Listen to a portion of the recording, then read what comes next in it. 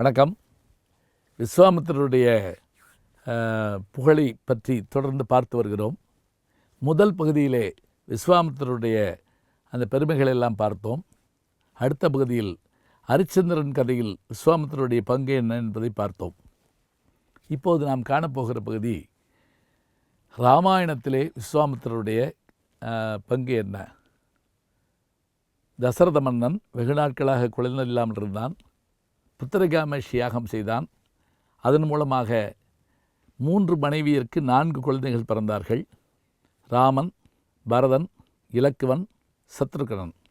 இந்த நால்வரில் கோசலையின் மகன் ராமன், கைகேயினுடைய மகன் பரதன், அதேபோல சுமித்திரையினுடைய மக்களாக 2 பிறந்தார்கள், இலக்குவனும் சத்ருகனனும். இந்த 4 மக்களோடு அரசன் மிக மகிழ்வோடு இருந்தான். அப்படி இருக்கிற காலத்தில் விஸ்வாமித்திர மாமுனி அயோத்திக்கு வருகிறார். அவரை மகிழ்வோடு வரவேற்கிறான் தசரதன்.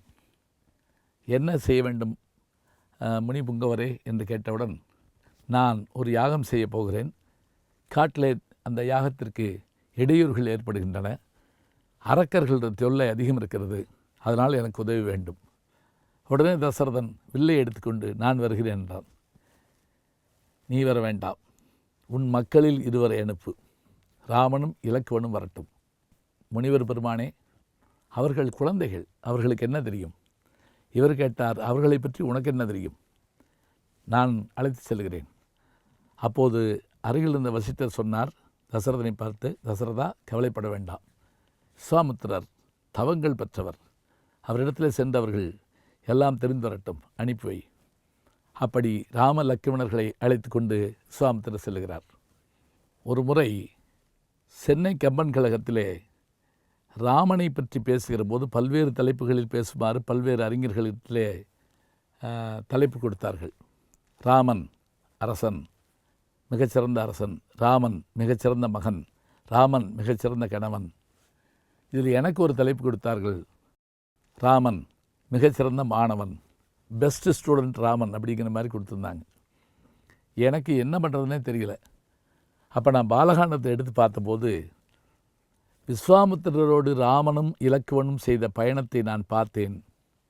உண்மையிலேயே ராமனும் இலக்குவனும் படித்து கொண்டது விஸ்வாமித்திரத்தில் தான். வசிஷ்டர் குலகுரு. ஆனாலும் கூட விஸ்வாமித்திரரோடு அவர்கள் செல்லுகிற போது பல்வேறு செய்திகளை கண்கூடாக பார்க்கிறார்கள். தரையில் படுத்துறங்குகிறார்கள், நீராடுகிறார்கள், நீர்வீழ்ச்சியில் குளிக்கிறார்கள். ஒரு இடத்துக்கு வருகிறார்கள், கடும் வெப்பமாக இருக்கிறது. இந்த இடம் என்ன என்று கேட்கிறார்கள். இதுதான் சிவபெருமான் மன்மதனை எரித்த இடம் என்று அவர் சொல்லுகிறார். இப்படி அவர் ஒவ்வொரு இடத்திலும் இவர்கள் கேட்க கேட்க அவர் சொல்ல சொல்ல அந்த கதைகள் முழுவதும் பாலகாண்டத்தில் வருகின்றன. நான் கூட மேடையில் பேசுகிறப்ப சொன்னேன், முதல்ல ஓப்பன் யூனிவர்சிட்டியில் படித்த 2 பேர் இவங்க 2 பேர் தான். அதாவது ராமனும் இலக்குவனும், அதாவது திறந்தவெளி பல்கலைக்கழகத்தில் படித்தவங்க மாதிரி படித்தாங்க. அதே போல் அங்கே சென்று அவருடைய யாகத்தை காத்தார்கள். அப்படி காத்தபோது நின்ற இடத்திலேயே நின்று அந்த யாக குண்டத்தை பார்த்து கொண்டான் ராமன். சுற்றி வந்து யாக சாலையை பாதுகாத்தான் இலக்குவன். எதை போல என்றால், கீழிருக்கும் இமை கண்ணிலே அசையாது ராமனைப் போல, மேலிருக்கும் இமை எல்லோருக்கும் அசையும் இலக்குவனைப் போல. ராமன் கீழிருக்கும் இமை போல, மேலிருக்கும் இமை போல இலக்குவனும் காத்தார்கள். கண்ணை இமையிரண்டும் காப்பது போல் என் குடும்பம் வண்ணமுற காக்கின்றான் என்று பாரதி சொல்வார். அப்படி வீரத்தால் தாடகையை வென்றார்கள், அசுரர்களை அழித்தார்கள். அந்த பெருமையோடு அவர்கள் மிதிலைக்கு செல்லுகிற போது அவருடைய கால் பட்டு ஒரு கல் பெண்ணானது.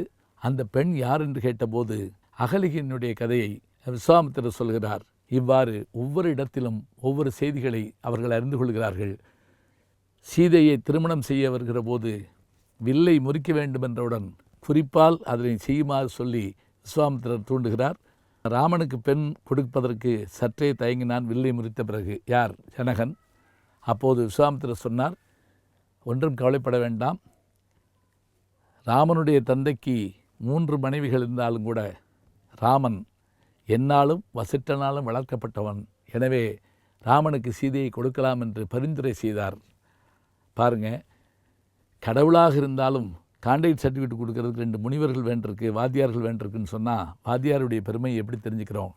அத்தகைய பெருமையோடு விஸ்வாமித்திரர் ராமனுக்கு உடனிருந்து கல்வியை, வீரத்தை, ஆற்றலை வளர்த்து கொடுத்ததோடு சீதையை திருமணம் செய்கின்ற காலம் வரை உடனிருக்கிற செய்தியை ராமாயணத்தில் பார்க்கிறோம்.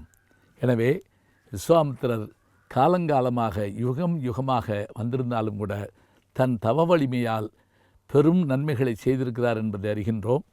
இன்னும் ஒரு வார்த்தை சொல்வதாக இருந்தால், அந்த கானகத்தில் படுத்து உறங்குகின்ற ராமனை எழுப்புவதற்காகத்தான் அவர் ராமனை எப்படி தொட்டு கௌசல்யா சுப்ரஜா ராமா என்று தொடங்கினாராம். அதுதான் இன்றைக்கு நாம் கோசலையின் மைந்தனே எழுந்திராய் என்று சொல்லுகின்றோம். சுப்பிரபாதம் என்று சொல்லுகிறோமே, அது விஸ்வாமித்திரரால் உருவாக்கப்பட்டது தான். காயத்ரி மந்திரத்தை உருவாக்கி வரும் விஸ்வாமித்திரர் தான் என்று அவரை பற்றிய செய்திகளை சொல்லிக்கொண்டே போகலாம்.